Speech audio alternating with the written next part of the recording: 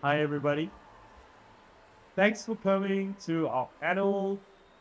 We're going to be talking about board games. So, if board games are not what you're here to hear about, you're in the wrong place, but stick around because maybe you'll hear something cool.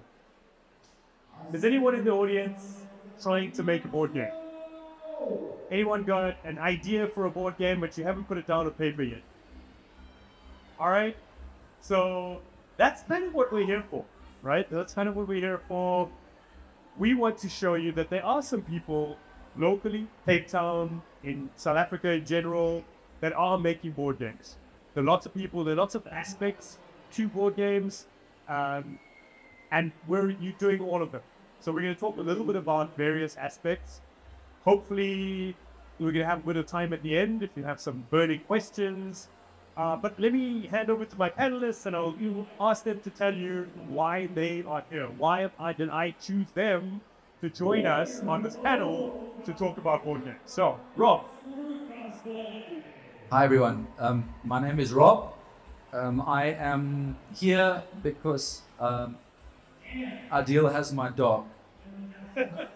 No, I'm here because, look, to be honest, I would be here just about every year anyway. I just like to geek out at things like this. But specifically why I'm here is because I have been for about 13 years involved in designing board games, designing and ultimately, to a limited extent, publishing. So I have been on the journey, and I think the journey is what Adhil wants to ask us about. And hopefully, something we say can resonate. If you're thinking about doing it or you thought about doing it, maybe take away some of the pitfalls or some of the roadblocks that might exist. So yeah, I'm here because I've been through this journey and I'm still going on it, and I hope to share some of my experience. Brilliant, thanks. So that's Rob, and now we'll hand over to Jacques. Hi, so I'm Jacques. I'm a little bit on the other side of the spectrum. I'm a bit new age of the Boardgame Designer thing. And I've only been designing or working on projects for the last, say, 2 to 3 years in a sort of real committed kind of way. I started out as a Magic player. I've been playing Magic since I was like 10. And we always try to, amongst our friends, always try to come up with new ways to play the game. I think that's where it sort of really started. Just making up stuff. How can we use these cards in a different way? And I think that's where the sort of passion for like creating something really grabbed me, And yeah, at a later stage, I actually realized, there's a lot more to board games than just your Monopoly and your Risk. And yeah, I just started exploring that a little bit and just check to see how can I actually make it my own. And yeah, so working on a bit of projects now. And I think just in general, it's just a passion for, the creativity and the sort of problem solving that board games bring that I really enjoy. Brilliant. Thanks. So you understand why our panelists are here. They bring the passion, they've got some experience in making games. From my perspective, I've been trying to make games, trying to sell them to publishers for a while now. And one of the things that we did a few years ago was we created the South African Boardgame Design Facebook group to really provide a bit of a support to people who are making their own games. So if you haven't joined it, it's on Facebook. I know not a lot of people on Facebook anymore, but it is on Facebook for now. We try to coordinate playtest sessions, and we try to coordinate discussion where we talk about games that you might be developing in a safe environment, right? And my current role is that I am part of the Zarnia for Games at Geekery group on YouTube. We do board game reviews, and we are recently moving into the game design space. So a couple of weeks ago, we did a game jam. If you are wanting to get into game design and you want to find a really easy way in, game jams are an amazing way to do it.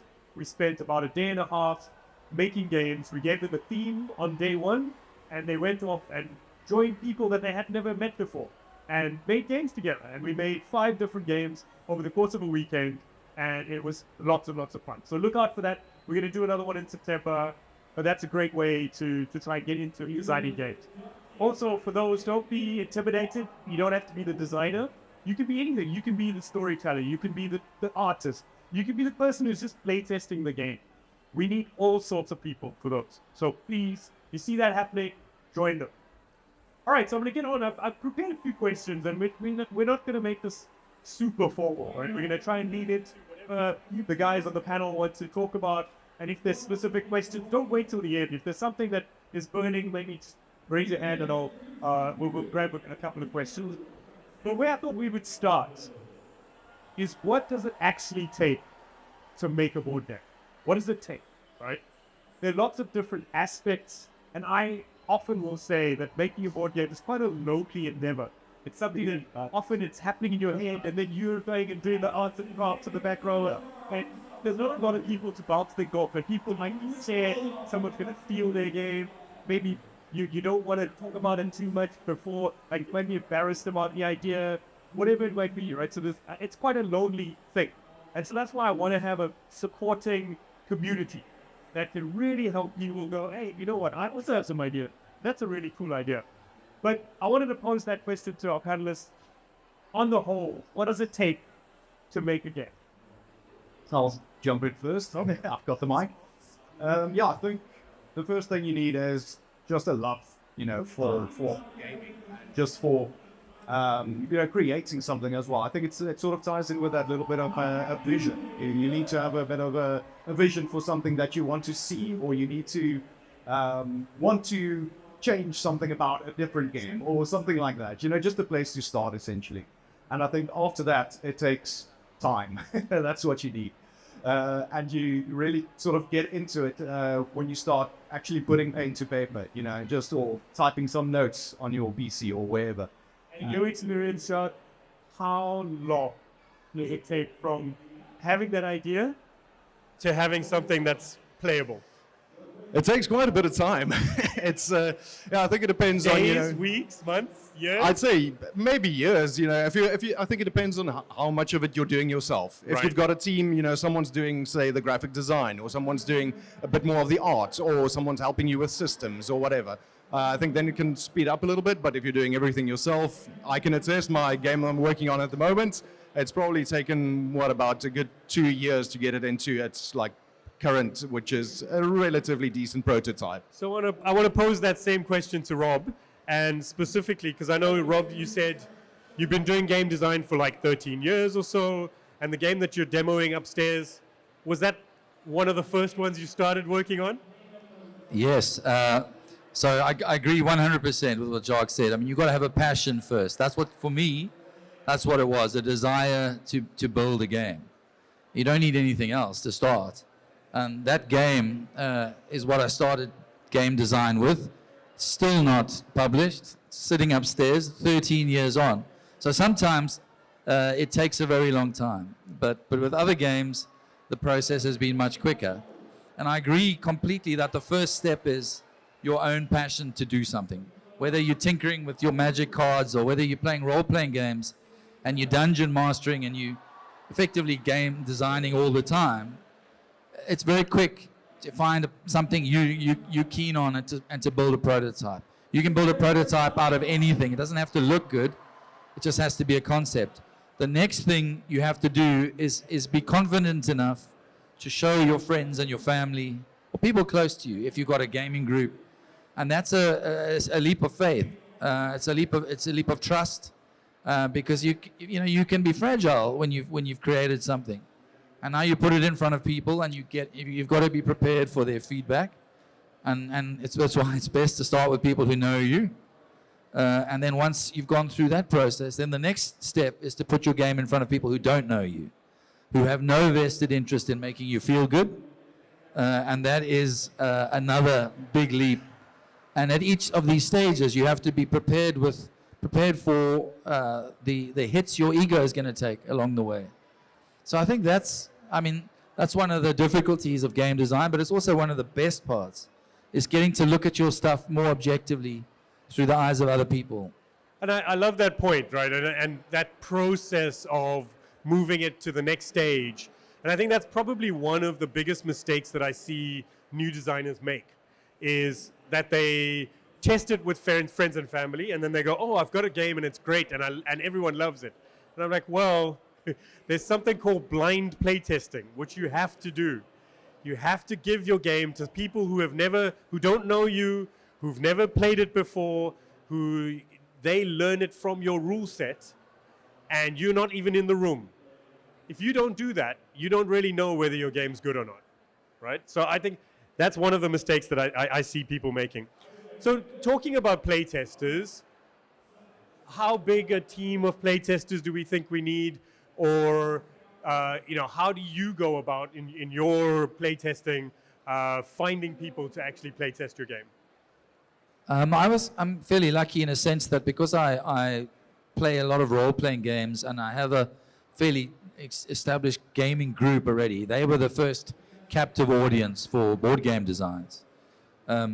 So it's nice having a group, but for the same reason we've just discussed, the reason you have a group of friends is because you generally have shared interests. So generally your friends are the people who kind of see things the way you do. And so they're probably going to like your game design.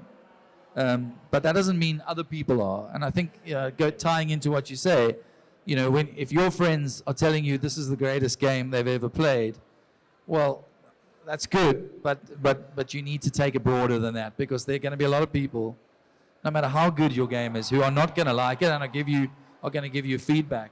Yeah. So I think I think that's, for me, having a group is great, but you need to take the design beyond that group at some point. Yeah, I fully agree. I think it's actually, you sort of need to be aware of who you're dealing with if you're dealing with friends and family as well.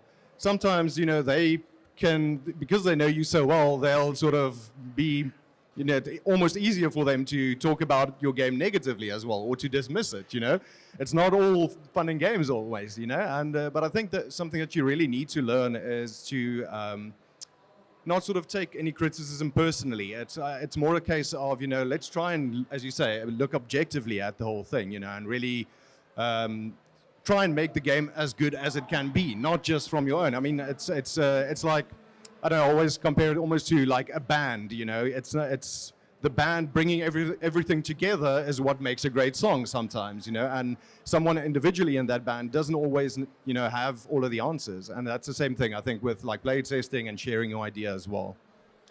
So I want to move on to another aspect of game design that I think trips up a lot of new designers, which is the artwork. And a lot of people say, oh, I don't know how I'm going to make a game because I can't draw. I can't do artwork. And I know the two of you didn't go into game design from an art perspective to start off with. How have you managed to deal with that?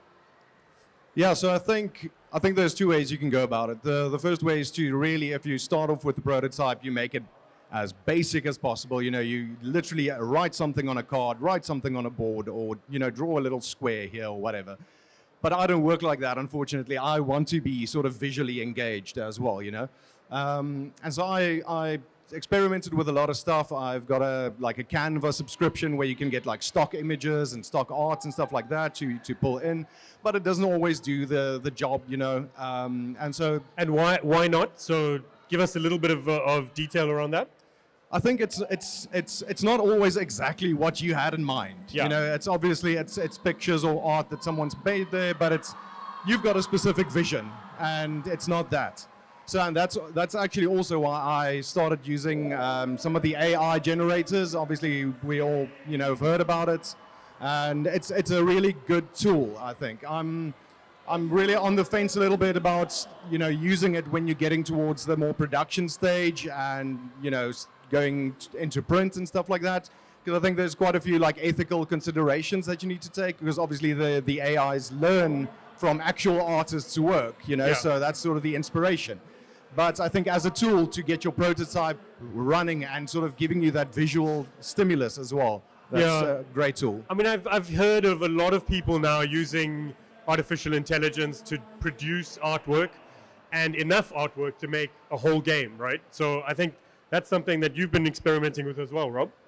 Yeah, that's a big thing. I mean, if you even the biggest production board games, if you look carefully at them, you'll see that the cover art is often the same art that you find on the rule book.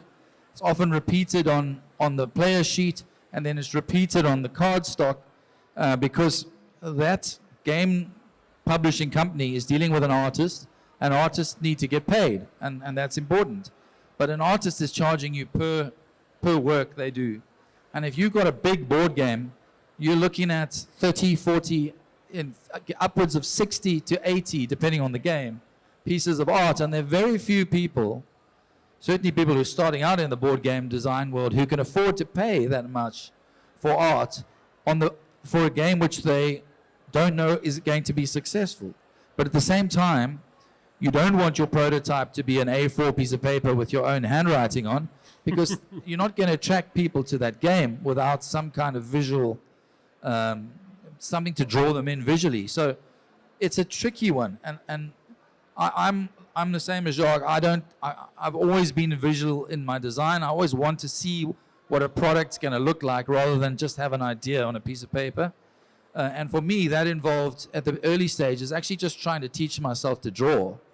And that was, I had really had no art training, but the idea was to try and create, to just get better at it, to upskill, and to start doing some of the own art with mixed success, I'll be honest.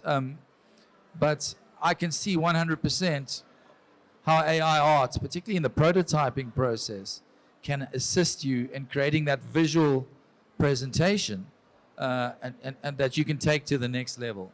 I don't know if we want to get into the ethical and legal ramifications of AI art at this stage, because we could probably be here for a few weeks, but maybe just leave the answer there. So hold on to the mic, because I think around legal and ethical considerations, I do want to ask another question which a lot of new designers ask, which is, do I need to protect my IP? So if I have an idea for a game, or I have a game that I've just made, how can I protect it, and do I need to protect it? Because people get so scared that someone's going to steal their idea. It's like, I've got this idea and it's amazing, and someone's going to steal it and make that game before me. Should they be worried about that? And the reason I'm asking Rob specifically is because he works in that area. He actually is a lawyer in the IP space. And so why don't you tell us a little bit about that, Rob? This is not legal advice. The short answer is no. Protecting intellectual property is a very complicated area and deals with various different types of intellectual property. And the first thing you need to know is that ideas are not protectable. Unless you're designing a formula for a new antibiotic, you're not going to have any protection for your ideas.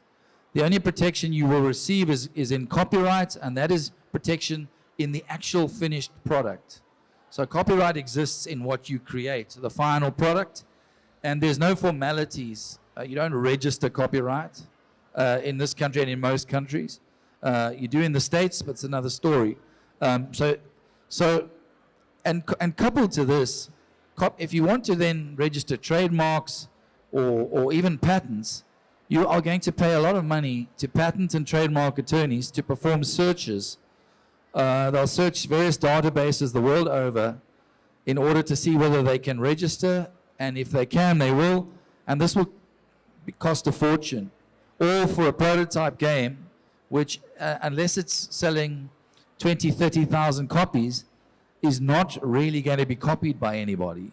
So ultimately, I think it's a long answer to a short question, but I think at a design stage, there's very little profit in spending money on lawyers. And I apologize to any lawyers here for taking food out of your mouths, but I really don't believe that at an early design stage, or at most stages of design, that there's any real basis or value in trying to protect your IP.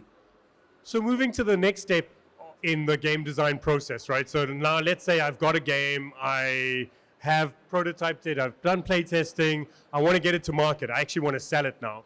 And I mean, we know, I was going to ask you the question, like, can you get rich making a board game? And I think we sort of know that the answer to that, right? It's a quick no.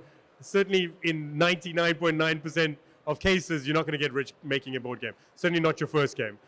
So how do people get their games to market? There are a couple of options. One is a crowdfunding route that you could go. So Kickstarter is one way that a lot of people take their games to market. You can also sell your game to a publisher, or you can publish it yourself. Those are your three main options, right? So I want to talk about each of those in turn.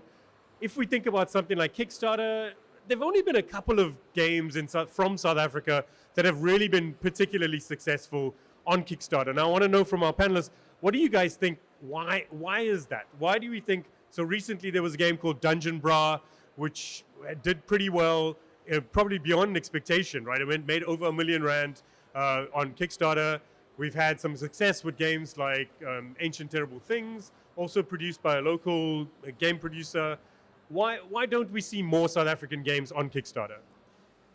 Yeah, I think it's actually quite a bit. It's quite intimidating when you're starting out as a designer, and you're seeing all of this stuff on Kickstarter, and especially if you're trying to do it sort of on your own. I think the guys from Dungeon Bra, for example, they've got experience in the industry specifically. Some of them are involved with like distributors in South Africa as well, so they've got sort of the market knowledge, they've got the connections, the logistical sort of know-how and all of that. Yeah. So, that's why I think they approached it from a really sort of pragmatic, direction. And they also, they marketed it well. And I think it's sort of a coming together of a lot of things. Because there is definitely a big risk in sort of going with the Kickstarter, because you're also essentially committing to being a self-publisher, which is different from just being a designer, and that's a big sort of decision that you have to make.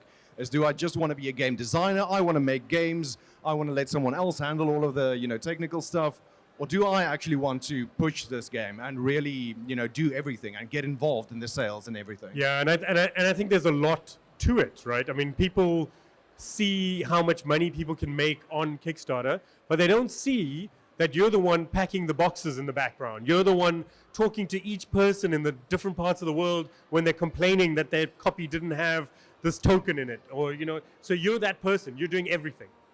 And to that point, so I want to ask you, Rob, you self-published your game Ambition, which you're showing in the front here. Tell us, you made that decision not to go Kickstarter. What was that like? Were there any challenges that you faced self-publishing in South Africa? Well, the first question, it kind of links to your previous question, but just the question of Kickstarter or any crowdfunding platform, Kickstarter in particular will only take work from US-based companies. So if you want to, from South Africa, launch a Kickstarter, you have to do it in collaboration with an American-owned company. Now, there's companies that'll do that and assist you, but it involves a whole contractual level which you may not really want to take part in. And a lot of money. and probably a lot of money too. That was one of the reasons why I decided to self-publish. The other was I really wanted to try and find out what publishing was all about. Because, I mean, as Jacques says, designing a game and publishing a game are two completely different areas. If you're a creative person and you're able to design a game, that gives you almost no skills in game publishing. And that's why we have so many large international game publishers who are people who are specialized in what they do. So for me, I wanted to see if I could do it myself. This game is self-published. It's printed by a company called Longpack Games in China.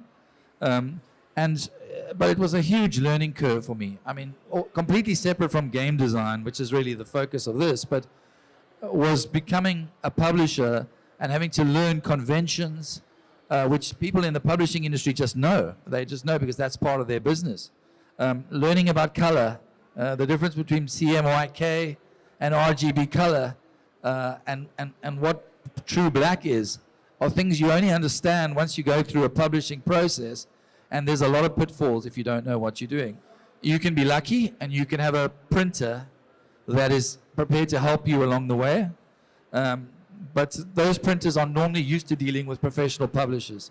So it's a hard route, but very rewarding in a sense when you ultimately able to produce a product and see it in shelves. And we were just talking earlier, walking past in a restaurant the other day and seeing people playing my game is probably the best feeling, and probably the reason why I designed it in the first place, if I'm honest. So, yeah, publication. If you want to go into it, I think it's a big learning curve, but very rewarding. But I think it also depends on the size of the game. This game here is a small micro game, 16 cards and tokens, and I certainly wouldn't recommend self-publishing a larger game because your errors are bigger and more costly. But I'm ultimately very glad I went through this self-publication route. And with your first edition, Rob, I know you tried to make it fully South African. You tried to get it printed in South Africa, but you struggled, right? I mean, it still seems to be the convention that you want to get those games printed in China. You kind of can't do it cheaper here. We did a very small print run of this game locally with an idea to try and find out how viable it was. And unfortunately, the print industry locally seems to be geared towards publication, magazines, newspapers, etc. And the retooling that would be necessary to go into board games specifically is just something that a lot of local publishers, a lot of local printers aren't prepared to do. And quite to be brutally honest, a game which in a smaller box and with a lower print quality had a print cost of around 200 Rand in South Africa, has a landed print cost, in other words, including the cost of importing it and shipping it to here, of around 60 Rand. So that's the differences in price that you're talking about, and that's in a small game where we're dealing with cardboard components. So that was my reasoning. Yeah, I mean, that's where it gets beyond just like, hey, I want to be proudly South African. It goes to like, it makes no sense for me to try and make this game and print it locally. So that's a really interesting learning. And so as part of that conversation, though, how many units does someone need to make it sort of viable? And like if if someone's sitting here and they've got a game and they want to make it, how many units and then how much money will that kind of translate into? Well, that's a very difficult question to answer because it depends on the size of the game. But if you want to use an overseas publisher or printer, the minimum print run will be 1,000 units. Some companies will be 1,500, but most printers in Europe or in China will want a minimum print run of 1,000 units. So that's what you're looking at. If you're doing it yourself, you can do it artisanally. I mean, I think there's huge value in making 40, 50 units yourself. Literally going through the build process, using local, as much as you can, local components, building and selling locally, I think is a great idea because you get a sense of what it's going to take. A game design is one thing, but once you actually build it and you see how many components you have to put into a box and how thick your boards are going to be and therefore how thick your box needs to be and all these weird practical things that come into play, you learn a hell of a lot. So I think an artisanal small print run is a very good idea. Cool. But once you get into commercial printing, 1,000 units, and your base costs in dollar price is anything from $5 to $45, depending on the size of your game. So that gives you an idea of what you're likely to pay for a commercial print run. Thanks, Rob. So that gives us an idea of logistics, of what it takes to make that game. But I want to ask you, Jacques, tell me about some of your inspirations. I'm interested in knowing what inspires you, what makes you think, ooh, that'll be a really great game. How does that idea come to you? And then talk about your process. Like, are there, do you start with mechanics and go into theme, or do you start the other way around? Like, do you have a process, and what is it? Yeah, I think as I mentioned earlier as well, I was really inspired by like the design of Magic, for example, just to take an example. And I thought always, what can I do? What else can I do with this? Or how would I see a game that's sort of got the same flavor and sort of the same kind of combat interaction or whatever, and let's make it something that takes place on a board, for example, where you can move around and stuff like that. So sort of almost taking a part of a game that I really enjoy and that sort of appeals to me, and taking it out of that environment and almost transferring it and placing it in a completely new scene. And that's sort of where I started with the game I'm currently working on as well. And it's sort of a little bit of an aha moment where it's not just the mechanics of it, but I had sort of an immediate vision for what the sort of flavor of the game has to be as well. Well, can you tell us a little bit about that? Because I'm sure people would love to hear what the latest game is that you're working on. Yeah, so the game's name is War Lab. So it's this sort of futuristic laboratory where these different factions are fighting each other and trying to get control of the central chamber. And if you can do that and you defeat some of the other guys along the way, essentially that's how you win. And I've always been a massive fan of sci-fi and fantasy, and I couldn't really choose between the two for going with the theme, and I thought, let's mash them up and do like a sci-fi magical theme, you know, so it's got a bit of everything in there as well. And I think I always like variety when it comes to not only gameplay, but also to the theme. And I want it to be like, to not be as generic as, you know, some of the larger games that come out as well. It can tend to be a bit generic, you know, because it's comfortable and it's easy and accessible. But you want to, I really like putting up like a unique spin on things as well. So that's sort of where that inspiration came from. And yeah, it actually turned out well. I think the mechanics are getting along quite nicely. It's really departed from where it started. And I had this vision, you know, how can I translate the game of Magic into a board game? But that's something I wanted to say as well. You need to be willing to cull certain things that you have in your mind. You've got to be ruthless. Yeah, your preconceptions are not going to stay there, you know. So the game has really come a long way, and like mechanics have come in and gone out and changed, and it's like completely different, and you won't even realize it has anything to do with where it came from originally, right. You know. But that's just the process. It's you need to be willing to improve.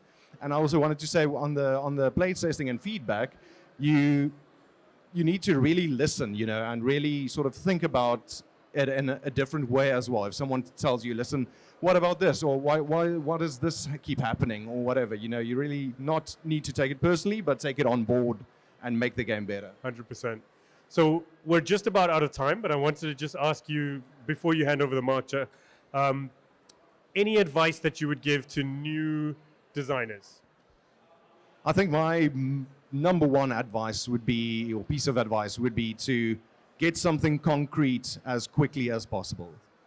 Is it? We're thinking the same.